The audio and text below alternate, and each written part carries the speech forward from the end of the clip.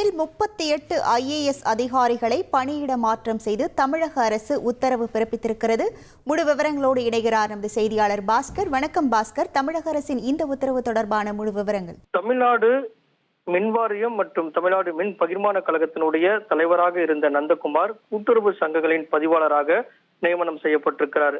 கூட்டுறவு சங்கங்களின் பதிவாளராக இருந்த மருத்துவர் சுபையன் ஐஏஎஸ் அவர்கள் கால்நடை பராமரிப்பு மற்றும் பால்வளத்துறையினுடைய செயலாளராக நியமனம் செய்யப்பட்டிருக்கிறார். குமார் ஜெயந்த் தகவல் தொழில்நுட்பத்தினுடைய அரசு செயலராக இருந்தார். குமார் ஜெயந்த் அவர்கள் தற்போது அவர் அரசு கூடுதல் தலைமைச் செயலராக வணிக வரித்துறையினுடைய கூடுதல் தலைமைச் செயலராக நியமனம் செய்யப்பட்டிருக்கிறார்.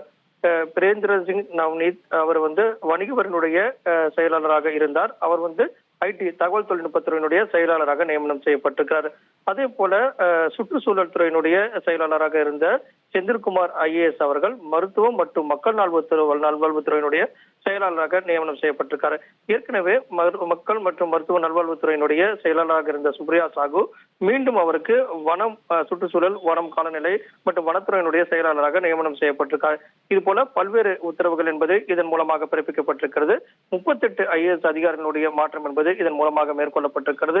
அந்த வகையில் பார்க்கும்போது நிறைய துறையினுடைய செயலாளர்கள் மாற்றம் செய்யப்பட்டிருக்கார்கள்.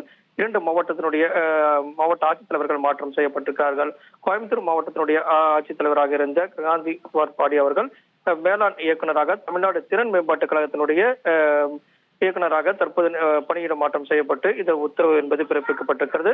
அந்த வகையில பார்க்கும்போது அரசு துறை செயலாளர்கள் பள்ளிக்கல்வித்துறை, வனத்துறை, அதே போல நீர்வளத்துறை உள்ளிட்ட பல்வேறு துறையினுடைய செயலாளர்கள் நியமனம் என்பது தற்போது மேற்கொள்ளப்பட்டிருக்கிறது. பல்வேறு துறையினுடைய செயலாளர்கள் மாற்றம் செய்யப்பட்டிருக்கார்கள். 2 மாவட்ட ஆட்சித்தலைவர்கள் மாற்றம் செய்யப்பட்டு இதற்கான உத்தரவு என்பது தற்போது பிறப்பிக்கப்பட்டுள்ளது.